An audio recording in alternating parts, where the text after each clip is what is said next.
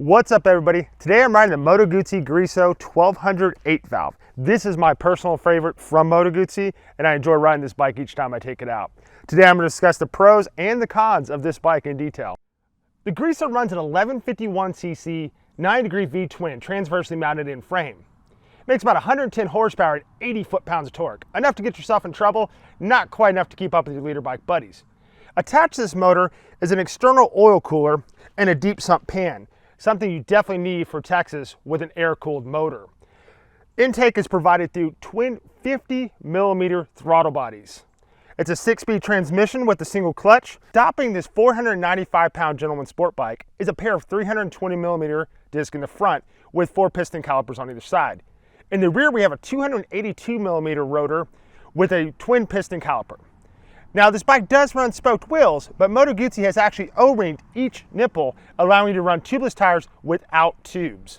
Now, giving the Griso its highly praised suspension and handling is a tubular steel frame. Front forks are 43mm inverted Sachs units, fully adjustable, and a Sachs rear shock, also fully adjustable. A contact patch is provided by a 120/70/17 front tire and a 180/55/17 rear, commonly found on most sport bikes. The Griso is very appealing to my eye. It's basically the Cafe Racer's big brother, with 2-into-1 system with large exhaust pipes going into the canister. Moto Guzzi made an 8 out of the rear exhaust, symbolizing the 8 in 8-valve for the Griso 1200 8-valve motor. The handlebars are very aggressive sweep to them and runs a single headlight. There's not a lot of fairings or coverage on this bike, giving it that good look. Much like the rest of the Griso, the dash is no different, fairly simplistic. You have a high beam light, turn signal light, neutral safety switch, fuel light, oil light, and a side stand switch. A race-inspired tachometer is on the left-hand side in analog form, while the right-hand side provides us with details for the ride in digital form. Through trip 1, you can see trip, time, average fuel, max miles per hour, average speed, and back to trip. Trip 2 has the same features.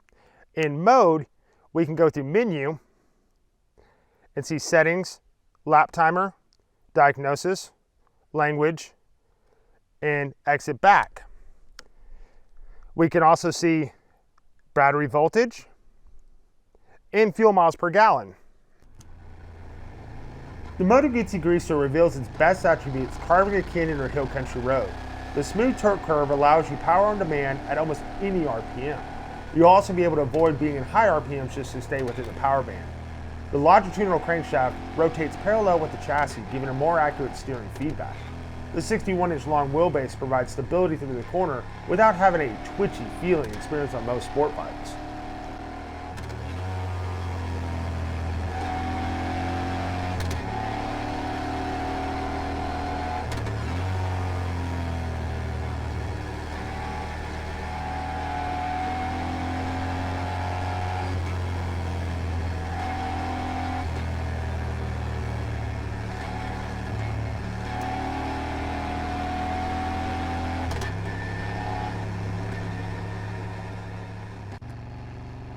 Cruising through the neighborhood, the Griso is not loud, and aside from aesthetics, is not attention-drawing. The V-twin motor resembles more tractor than tactical sport bike weapon. The cumbersome 95mm pistons lug along and are slow to rise. The heavyweight chassis will show its weight with tight and technical maneuver in town, creating a tiring ride quickly. The gearbox at low RPM sounds clanky, but goes into each gear with no hassle.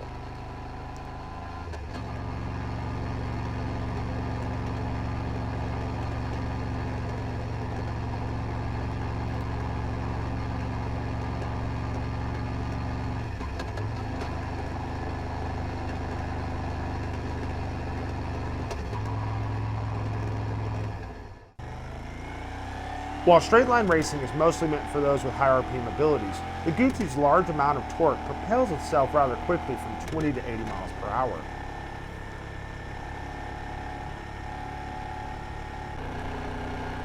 As with any naked bike, cruiser or sport, you will get wind blast. The Griso is no different, as most of the wind hits your chest. The handlebars are fairly aggressive and will force you into a more tucked stance, putting pressure on your wrist. The large V-twin can sometimes need a little coercing to accelerate. However, the Griso does maintain speed with ease.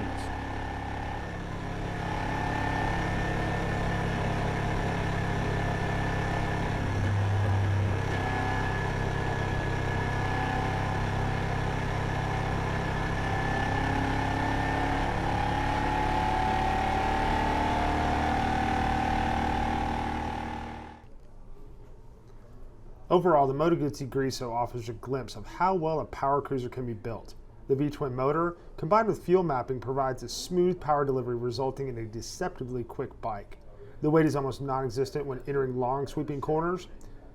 A low saddle height, lack of heavy vibration, and a 4.4 gallon fuel tank is a welcome commodity for most riders. While the Griso is on my list of favorites, it does have a few flaws. The rear sets are positioned in a very race-oriented spot, leaving my knees in a tight radius bend. With a 6-speed gearbox, it's easy to get lost in the shifts. A complementary gear indicator would be a nice touch. While the weight doesn't affect long sweeping turns, entering a tight decreasing radius turn at speed will often invite unwarranted circumstances. But the worst of all was its demise in 2016 due to Euro 4 complications. The Moto Guzzi Griso is a powerful cruiser with the finesse of a gentleman's sport bike. Its low rumble commands respect not only from Guzzi loyalists, but vtwin owners everywhere. The Griso can cruise through neighborhoods and blast through long sweeping corners without raising the slightest suspicion. Could this be the bike most people missed out on? Thanks again for watching, and don't forget to click that subscribe button to see more featured motorcycles.